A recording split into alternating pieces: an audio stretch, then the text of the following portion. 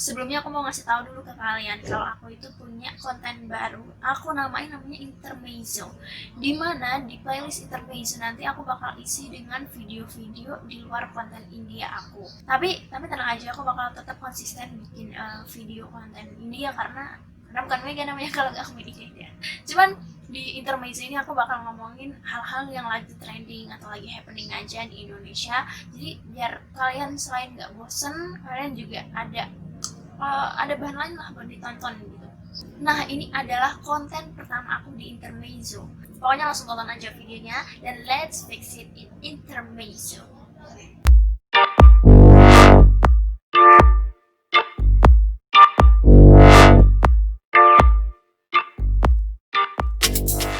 Meskipun kasus ini sebenarnya mungkin udah dibahas ya di video-video YouTuber lain, cuman aku ngerasa ini menarik aja buat diceritain. Dan juga ini sempat menjadi trending di Twitter. Dimana ceritanya ada seorang gadis namanya Isabel, dimana dia ini didakwa dengan pembunuhan tingkat pertama. Jadi kalau di Amerika Serikat itu emang pembunuhan itu ada berbagai tingkat, ada tingkat pertama, tingkat kedua, tingkat ketiga. Nah, dimana Isabel ini melakukan pembunuhan dengan tingkat pertama, jenisnya parasite. Itulah pokoknya. Ada satu jenis pembunuhan namanya familicide, dimana ketika seseorang ngebunuh anggota keluarga lainnya gitu. Nah, familicide ini dibagi jadi beberapa kategori lagi, salah satunya itu parasite tadi, dimana ketika seorang anak ngebunuh orang tuanya atau sebaliknya itu dinamakan dengan parasite. Nah, Isabel ini waktu itu dia didakwa dengan pembunuhan ini karena dia ngebunuh ibunya, ibu kandungnya sendiri, yang waktu itu berusia 47 tahun, namanya Yunmi. Nah, hal ini jadi trending di Twitter karena waktu itu ada yang upload TikTok gitu, dimana di video TikTok itu menunjukkan kalau Isabel ini lagi diadili di sebuah pengadilan, tapi dia kayak ngerasa nggak punya dosa gitu, dia senyum-senyum, dia bener-bener kayak dia imut banget dan juga dia sangat cantik, makanya orang-orang kayak wow gitu, nggak nyangka banget secantik ini, seimut ini, dia pembunuh yang sangat kejam gitu. Waktu itu judulnya malahan itu cute but psycho gitu lah.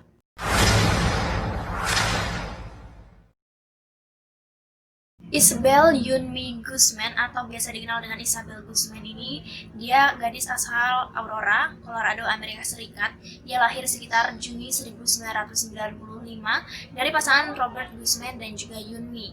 Tapi sayangnya pernikahan kedua orang tua Isabel ini gak bertahan lama karena pas Isabel masih kecil keduanya bercerai kan. Setelah perceraian kedua orang tuanya, Isabel ini tinggal bersama ibunya. Tapi mungkin karena anak kecil ya udah terbiasa bareng orang tuanya, terus orang tuanya cerai harus tinggal sama ibunya, dia ini menjadi anak yang lebih arogan sama ibunya, temperamen dan juga gampang marah, bahkan dia sering ngebentak-bentak ibunya dan juga sering ngebantah ibunya. Dan ini semakin parah ketika akhirnya ibu Isabel ini memutuskan untuk menikah dengan pria lain namanya Ryan Hoy. Setelah pernikahannya dengan Ryan Hoy ini, Isabel menjadi sosok yang tambah arogan, sering membantah ibunya, sering marah-marah sama ibunya gitu kan. Mungkin karena dia mungkin ngerasa cinta ibunya terbagi gitu kali ya. Dan karena Yunmi atau ibunya Isabel ini sendiri udah sempet gak kuat ngatasin sikap anaknya sendiri, pernah suatu saat Isabel ini dikirim ke rumah ayah kandungnya, jadi dia sempat tinggal sama ayah kandungnya itu, tapi gak lama.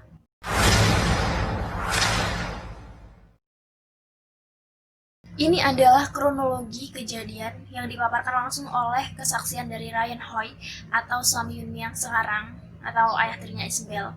Menurut Ryan Hoy, Yunmi sama Isabel ini emang udah sering banget berantem, apalagi menjelang akhir-akhir sebelum tragedi pembunuhan ini terjadi gitu. Bahkan Isabel ini nggak segan-segan buat berteriak ke ibunya, kayak memaki-maki ibunya gitu. Bahkan juga dia nggak segan meludahi wajah ibunya kalau misalkan lagi bertengkar. Akhirnya pertengkaran Isabel dan juga ibunya ini memuncak pada sekitar akhir Agustus, dimana sampai ibunya Isabel ini ngerasa takut sama anaknya sendiri. Karena setelah pertengkaran itu, Isabel ini ngirim pesan ke email ibunya dengan tulisannya you will pay atau kamu akan membayarnya gitu kan. Ibunya langsung ngerasa takut dan ngerasa dia terancam keselamatannya, sampai akhirnya ibunya ini harus menghubungi kepolisian setempat dan juga menghubungi ayah kandung Isabel untuk ngasih nasihat lah ke Isabel gitu. Setelah pihak kepolisian dipanggil ke rumah dan melakukan pemeriksaan, polisi ini menganggap kalau misalkan ini cuma masalah keluarga biasa dan nanti juga bakal selesai gitu lah. Akhirnya polisi nggak melakukan hal yang berarti gitu mungkin buat Isabel dan juga ibunya, tapi polisi ini tetap ngasih tahu ke ibunya kalau misalkan ada apa-apa kita siap untuk dihubungi gitu kan. Akhirnya polisi ini balik dan juga ayah Isabel ini datang. Ayah Isabel datang. Isabel diajak ngobrol-ngobrol sama ayahnya, pokoknya ayahnya tuh ngasih wejangan gitulah yang banyak, bilang kalau kita tuh Isabel tuh harus menghormati ibunya. Ayah Isabel juga bilang kalau kita tuh harus menghormati orang tua, terus nggak boleh melawan orang tua, harus memberikan banyak cinta untuk orang tuanya gitu kan. Di situ mungkin ayahnya udah ngerasa, udahlah anakku, udah aku kasih tahu gitu, semuanya pasti bakal baik-baik aja.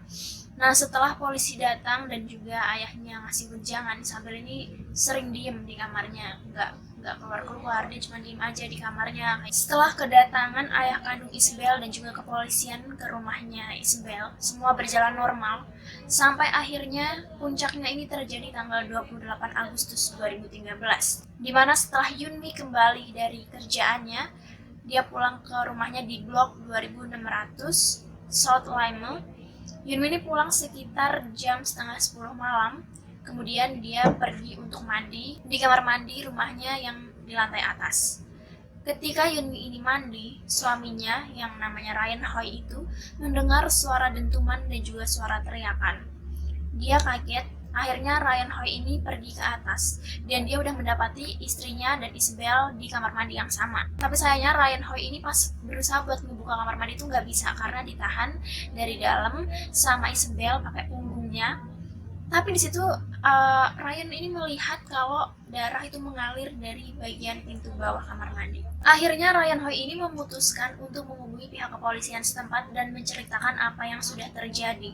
Setelahnya dia melihat pintu dari kamar mandi ini terbuka dan Isabel ini berdiri di pintu kamar mandi itu dengan memegang sebilah pisau.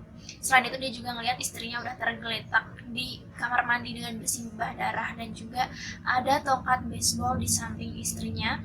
Saat itu Ryan ini udah yakin kalau istrinya meninggal karena matanya udah terbelalak kalau melihat lurus ke atas gitu. Setelah ngelakuin hal sekejam itu, Isabel ini pergi gitu aja ninggalin ayah tirinya dan juga ibunya yang udah terkapar itu tanpa berbicara sepatah kata pun. Jadi katanya Isabel ini pergi dengan tatapan kosong, udah gitu aja kan. Dan katanya Isabel ini sempat mampir ke minimarket terdekat di dekat rumahnya buat numpang bersih-bersih. Jadi dia sempat ngebersihin rambutnya, ngebersihin bekas-bekas darah, sisa-sisa darah di tubuhnya gitu. Dan dia bilang ke pegawai-pegawai di minimarket itu kalau dia habis diperkosa. Dan dia juga minta tolong ke petugas-petugas di minimarket ini buat gak nyeritain ke siapapun ataupun melapor ke pihak berwajib karena dia takut ayahnya akan marah. Dia cerita kayak gitu. Setelahnya Isabel ini jadi buron karena dia sempet nggak tahu perginya kemana, dan pas polisi ke rumah kan dia udah nggak bisa nemuin Isabel lagi karena dia udah pergi. Dia cuma nemuin mayat perempuan dengan kondisi telanjang di kamar mandi dan juga Ryan Hoy di situ. Tapi katanya polisi ini sempat nemuin Isabel di suatu tempat, tapi Isabel ini ngelakunya kayak iya itu mirip sama saya tapi bukan gitu. Dia bilangnya kayak gitu, pintar banget ya gitu kan. Akhirnya setelah 16 jam pencarian, Isabel ini akhirnya dapat diringkus oleh polisi dan akhirnya dia ditangkap. Akhirnya Isabel yang waktu itu masih berumur 18 tahun akan segera diadili karena dia didakwa dengan pembunuhan tingkat pertama dengan ibunya sendiri, Yunmi Hoy. Setelah diotopsi ditemukan sekitar 151 tikaman di wajah dan juga leher Yunmi. Tadinya itu 79 tikaman ditemuinya, di mana 31 di area wajah dan juga 48 di area leher. Tapi setelah hasil otopsi keluar ternyata lebih banyak, yaitu 151, sekitar 151 tusukan gitu. Dan ternyata setelah dia melakukan hal kejam itu, dia belum puas. Katanya dia sempat memukul kepala ibunya menggunakan tongkat baseball yang tadi ditemukan di samping mayat ibunya.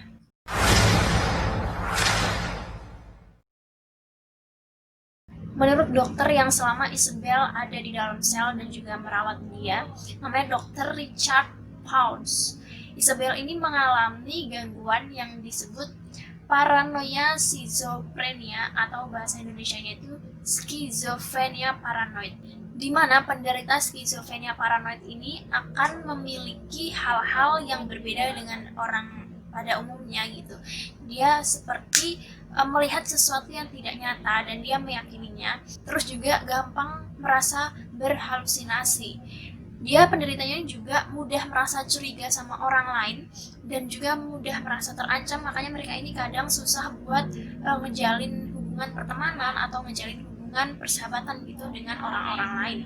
Orang-orang ini juga biasanya ngerasa dirinya itu kuat, kayak merasa memiliki kekuatan yang lebih karena pengaruh dari halusinasi yang dia punya. Skizofrenia paranoid ini sebenarnya bisa diderita oleh siapapun, tapi pada umumnya sering dialami ketika orang berusia 18-30 tahun. Dan penyakit ini tuh penyakit yang diderita seumur hidup gitu loh, nggak bisa hilang, tapi bisa ditekan atau dikurangi dengan bantuan perawatan dokter. Ada juga beberapa faktor yang melatar belakangi seseorang ini bisa mengidap penyakit ini. Bisa juga faktor keturunan, gangguan otak, terus gangguan oksigen ketika anak itu lahir, atau dia memiliki trauma pas masa kecil. Jadi kalau Isabel ini kemungkinan bisa karena trauma masa kecil ya, karena perceraian orang tuanya gitu. Kenapa Dr. Richard Pounds ini mengatakan Isabel menderita ini? Karena selama dalam masa penahanan, Isabel ini katanya sering menatap ke ruang hampa. Jadi kayak dia natap ke ruangan yang gak ada orangnya dan tatapannya tuh kosong. Kemudian dia sering berbicara dengan hal-hal yang tidak terlihat gitu, dimana kita nggak bisa ngeliat tapi dia berbicara dengan itu. Isabel ini juga sering menertawakan dirinya sendiri. Selain itu, Isabel ini katanya bilang kalau yang dibunuh itu si Yunmi ini bukanlah ibu kandungnya. Dia meyakini kalau Yunmi bukan ibu kandungnya karena menurut Isabel dia itu punya ibu kandung sendiri yang dipercaya namanya itu Cecilia. Dan dia membunuh Yunmi ini dengan keyakinan bahwa kalau Yunmi dibunuh, Isabel ini akan bisa menyelamatkan dunia. Dan akhirnya meskipun pembunuhan yang dilakukan Isabel ini sangat-sangat kejam dan sadis, pengadilan juga harus melihat dari sisi kesehatan mental. Pada akhirnya Isabel ini tidak ditahan dan dia dinyatakan tidak bersalah karena dia melakukan ini kesehatan mentalnya yang tidak benar-benar sempurna gitu. Jadi pengadilan menganggapnya dia memiliki kelainan mental di mana yang mendorongnya untuk melakukan ini. Akhirnya Isabel ini tidak ditahan dan juga dianggap tidak bersalah. Dia malah dikirim ke rumah sakit jiwa namanya Institut Kesehatan Mental Colorado di daerahnya namanya Pueblo gitu. Dan Isabel akan dirawat di situ sampai Isabel ini tidak lagi menjadi ancaman buat orang lain. So guys, gimana menurut kalian? Apakah keputusan pengadilan yang tidak menahan Isabel ini adalah keputusan yang tepat? Atau menurut kalian ada hal yang perlu dikaji lagi di sini? Komen di bawah. Tapi juga nggak bisa dipungkiri ya, mungkin cuman anak-anak yang memiliki pengalaman seperti Isabel Guzman ini yang bisa merasakan hal yang sama, dimana dia memiliki trauma masa kecil, orang tuanya bercerai, dia harus memiliki kebiasaan yang berbeda, kemudian ibunya menikah lagi. Itu emang berat banget buat anak-anak yang seperti Isabel Guzman ini.